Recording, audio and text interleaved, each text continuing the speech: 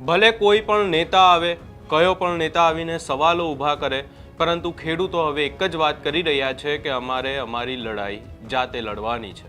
વિપક્ષના નેતાઓ પણ આવે છે અને બીજી પાર્ટીના નેતાઓ પણ આવતા હોય, પરંતુ હવે ખેડૂતો શું કહી રહ્યા છે એને લઈને આજે વિગતે ચર્ચા કરીશું. નમસ્કાર, હું છું ઉજ્જવલ અને આપ જોઈ રહ્યા છો નિર્ભય ન્યૂઝ. ખેડૂતોનો વીજ થાંભલાઓ અને આ જે કંપનીઓ છે એમની સાથેની લડાઈ આજકાલની નથી, પરંતુ છેલ્લા કેટલાય સમયથી આ ખેડૂતો આ લડાઈઓ લડી રહ્યા છે. એ સ્વાભાવિક વાત છે કે હવે નેતાઓ અને વિપક્ષના નેતાઓ એમના સમર્થનમાં આવી રહ્યા છે, એટલે હવે આ લડાઈ લોકોને જોવા મળી રહી છે. અને ખાસ કરી અને હવે ખેડૂતો ગાંધીનગર વિરોધ કરવાના છે, પરંતુ એના પહેલા ખેડૂતો દ્વારા હવે શું કહેવામાં આવી રહ્યું છે સૌપ્રથમ એ સાંભળી લઈએ. સંઘર્ષ કર્યો, પોલીસ વાળાએ સંઘર્ષ કર્યો, અધિકારીઓએ સંઘર્ષ કર્યો, ખૂબ એને આપણે ભગાડ્યા, એને આપણે ભગાડ્યા.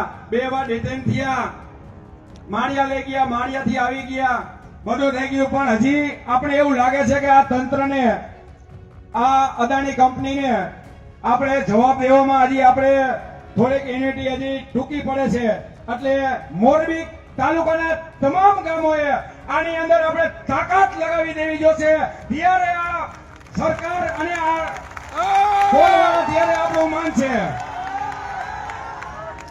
તમામ આ મોરબી જિલ્લાના ખેડૂતને હું આહવાન કરું છું, આ અદાણી કંપની વાળા જો આપણું નહીં માને તો એને મોરે મોરો લગાડવાની આપણી તૈયારી હોવી જોઈએ. આપણે સંગઠિત થવું જ પડશે, નકર નહીં ચાલે. આજુબાજુના ગામના તમામ સરપંચો, સભ્યો, બહાર ગામથી આવેલા મહેમાનો, વડીલો, દરેકનું હું શબ્દોથી સ્વાગત કરું છું. આપણે ખૂબ સંઘર્ષ કરી રહ્યા છીએ અને કરવો પણ પડશે.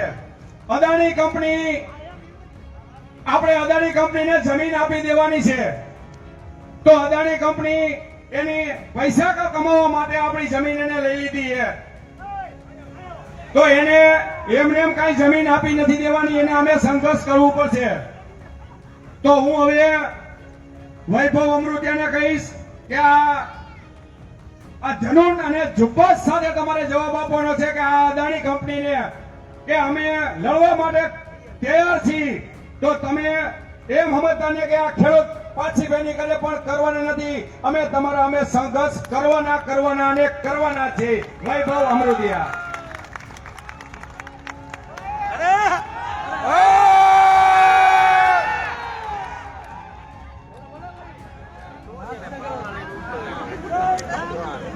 જય જવાન, જય જવાન, જય જવાન. આ આપણે નારો થાકી નહીં ત્યાં સુધી બોલવાનું છે. આપણી લડત ત્યાં સુધી સાકાર થશે જ્યાં સુધી આપણો નારો સાચો પડશે. ઇન્કલાબ, ઇન્કલાબ.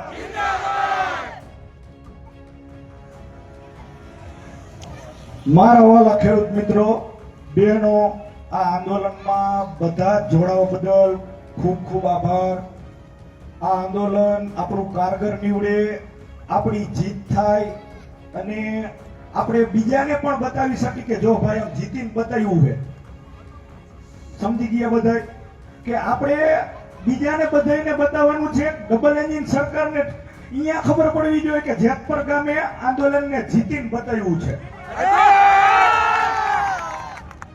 હવે રહી પ્રશાસનની વાત, તો પ્રશાસન સાથે ત્યાં સુધી સમજોતો કરવામાં આવશે કે જ્યાં સુધી પ્રશાસન ખેડૂતમાં હિતમાં રહીને બોલશે. પ્રશાસન ખેડૂતની વિરુદ્ધ જાશે તો ખેડૂત પ્રશાસનને મોરે મોરો દેવા માટે તૈયાર છે. અદાણી સાહેબને આ એક જેતપર ગામમાં નવદુર્ગા શક્તિ મંદિરમાં નાટક થાય, મહિષાસુરનો વધ, બધાને યાદ હોય બરાબર. એમાં બ્રહ્માજીનું પાત્ર હોય ને, એ એક મસ્ત વાક્ય બોલે. એમ આપણે અદાણી સાહેબને કહી કે અદાણી સાહેબ, ખેડૂતની વેદના સમજો, નકર કાળ કોઈને છોડતો નથી. આપણે એક મહત્વની મુદ્દાની વાત કે આપણે એરપોર્ટ ઉપર જઈ, અદાણીના એરપોર્ટ ઉપર તે ગાડી પાર્કિંગ કરી હોય તો 50 રૂપિયા એમ કે કલાકના દેજો ભાઈ, ચિઠ્ઠી પહેલા ફડાવે 50 દિયો, બરાબર ને? તો અદાણી સાહેબને નમ્ર વિનંતી, પોલ નાખવા દેવો હે, નાખો, કલાકના 50 રૂપિયા દિયો, 25 વાર આવતી પોલ નાખો.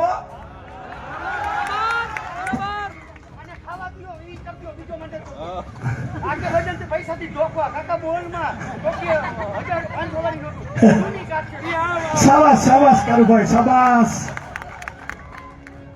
એટલે અદાણી સાહેબને ઈ આપણે કહી, અત્યારે આ માઇક દ્વારા કહેવા માંગુ કે સાહેબ 50 રૂપિયા પર કલાકે દઈ દો 25 વર્ષના. તમને એરપોર્ટ ઉપર જો 50 રૂપિયા લેવા હેલા લાગતા હોય તો અમને ખેતરમાં અમને 50 રૂપિયા લેવા બહુ હેલા લાગે છે.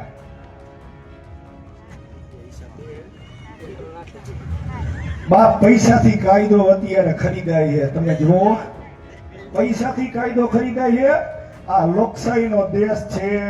લોકશાહી ક્યાં રમી રહી છે કોઈને દેખાતું નથી. ખેડૂતને ખેતરના પોતાના ખેતરમાં અંદર જવું હોય તો પરમિશન લ્યો, 7/8 લઈ આવો. 7/8 તમારા બાપના નથી કાકા, અમારા બાપના હે. ભારત દેશમાં 15મી ઓગસ્ટ બધાને યાદ છે, સ્વતંત્રતા દિવસ આપણે ઉજવી છીએ.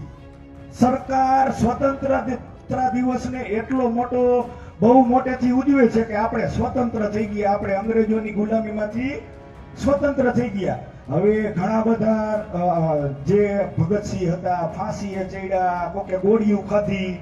સરકાર શું એવું કહેવા માંગે આવા આંદોલન કરી તમે ગોળીઓ ખાવ, તમે ફાંસીએ ચડો?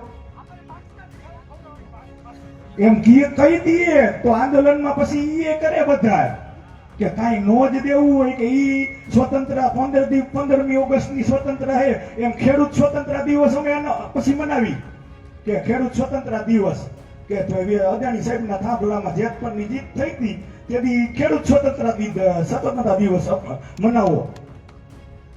સાહેબ, ખેડૂતની દીકરી દીકરા પરણાવો હોય ને તે નાના ખેડૂતને રોવું આવી જાય. ભઈલા, નાનો ખેડૂત હોય ને એવું વિચારે કે નાના મારે કપા પડ્યો હે, મારે જીરું પડ્યું. નાના ખેડૂત બચારા ઘરે જીરું પડ્યું રાખે, કપા પડ્યો રાખે, કે છે ટેકાનો ભાવ મોટો આવે ને તેથી બેસું.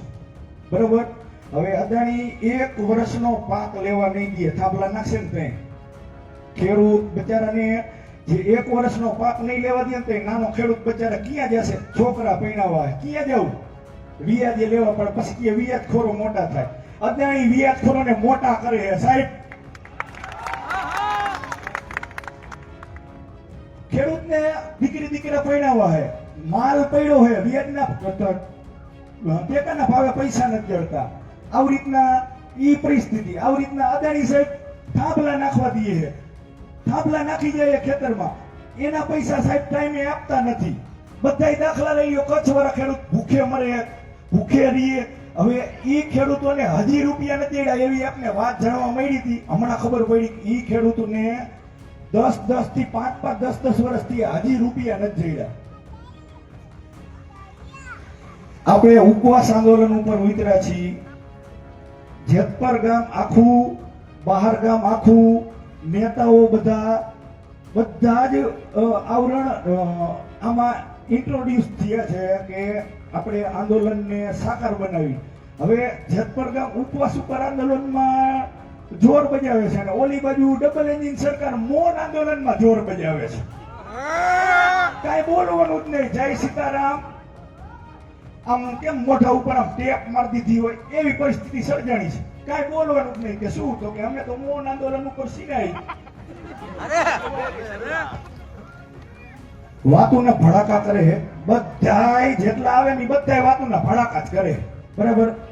એન્જિન ને કયો તો થોડુંક પિકઅપ પકડે, થોડુંક તો પિકઅપ પકડ ભાઈ. ડબલ એન્જિન ખાલી ઓનલી ફોર ડીઝલનો જ વપરાશ કરે. અત્યારે ઓનલી ફોર ડબલ એન્જિન સરકાર રહીને ડીઝલની જ ખપત કરે, ભૂકા બોલાવે. હવે એને કયો થોડાક પિસ્ટન રિપેર કરાવે અને થોડુંક આગળ વધે ડબલ એન્જિન સરકાર. છેલ્લે એક શાયરી કહીને મારી વાણીને વિરામ આપીશ કે બાપની ફાટેલી ખેતર જેવી હાલત થઈ છે, બાપની ફાટેલા ખેતર જેવી હાલત થઈ છે સાહેબ. દીકરો શહેરમાં નોકરી કરે છે, બાપ કહે છે બેટા તું પાછો ન આવતો, બેટા તું પાછો ન આવતો. અહીં સરકાર પણ દગા દીએ છે સાહેબ, સરકાર પણ દગા દીએ છે. વાહ ભાઈ વાહ વાહ, જોરદાર. અહીંયા કોર્ટથી પધારેલા ખેડૂત આપણે અહીંયા એવા છે. કેટલા ખેડૂત કોર્ટથી પધારેલા છે આગળ રીતે કરો. વાહ, થેન્ક યુ. કોર્ટ જોરદાર તાળીઓ વગાડો. અને શું કામ જોરદાર તાળીઓ વગાડો? અમે કોર્ટ ગયા હતા, વાત કરતા હતા, કોર્ટમાં દાડા પોલીસ વાળાને ઉતારી દીધા હતા. અને એને જો ખેડૂતોને અહીંયા જવું હોય, અહીંયા ઢોરા રાખતા હતા, ઢોરા દોવા જવું હોય તો પોલીસ વાળા ઈ 7-12 અને 8 માંગતા હતા. ત્યારે આ એવું કહેતા હતા કે અહીંયા અમારી જમીનમાં જવું હોય તો અમારે અહીંયા એને 7-8 બતાવવો પડે. અને પર ડે નો 50 લાખનો આપણી ખેતી હતી, છતાં 50 લાખ રૂપિયા પોલીસ વાળાને અદાણી દઈ અને એની પ્રોડક્શન ઉતાર્યું હતું. આ બાબા સાચું એ 50 લાખ રૂપિયા દેતા હતા ને? પૂછો. એની બેનું દીકરીઓને ઠેડી લઈ ગયા. બોલો દાદા બોલતા હતા, હું ગયો તેથી કે આમાં જોજો તમે એક થઈ ગયો, નકર અદાણી નહીં દે કાંઈ, તમારું બધું લૂંટી લેશે. બીજું જેતપરના મહિલાઓ અમે બીજી વખત અહીંયા ગયા, અહીંયા કારણે અમને રકજક થઈ. પંકજભાઈ હતા, વ્યાજખોરોની ઓલાએ વાત કરી. હું પનારા સાહેબને ધન્યવાદ આપીશ. વ્યાજખોરોમાં બહુ મતે જોરદાર એક તાળી વગાડો પનારા સાહેબ માટે. ધન્યવાદ. ખેડૂતના દીકરા જોઈ લ્યો તમે. 7% જો તમે ગમે ત્યાં આવી જાજો, એવું તમને ખુલ્લે ચેલેન્જ કહી દઈએ. કોઈ તમારી પાસે માંગતું હોય તો આવી જાજો. પંકજભાઈ હતા. પંકજભાઈ અમે છેલ્લી વાર ગયા, બીજી વાર પંકજભાઈ એક હોકરો અહીંયા તલાવડી છે, અહીંયા નહોતા જઈ શકતા. પંકજભાઈ આમ ફરીને ગયા કેવા ખાતા તો પોલીસ વાળાએ પકડ્યા તો પંકજભાઈ કે મને નહીં ડોપા મૂકી દીવા બૈરાવ પાસે જાવ તો ખબર પડે. પંકજભાઈ કહેતા હતા મને હું આ આપણી બહેનો આપણે નહોતા પહોંચ્યા, આપણી બહેનો પહોંચી ગઈ હતી ખાડા લગી. મને ખબર છે ખાડા લગી પહોંચી ગઈ હતી. બોલો એકવાર જોરદાર તાળીઓ જેતપુરની બહેનો માટે વગાડો. આ બહેનોની તાકાત છે. હવે હું જાજો નહીં કહું, હવે રાજુભાઈ અમૃતને કહીશ કે આ ખેડૂત સંમેલનના અનુરૂપ 2 શબ્દ કહેશે. જય જવાન, જય કિસાન, જય જવાન, જય કિસાન. બહાર ગામથી પધારેલા મહેમાનો, આમ તો આપણે ભાઈઓ જ કહેવાય, મહેમાનો ન કહેવાય, કારણ કે હવે તો આપણે બધાને સાથે રહેવું જ પડશે, નકર આટલું વધારે આપણું બધાને નાસ્તો કરી જશે.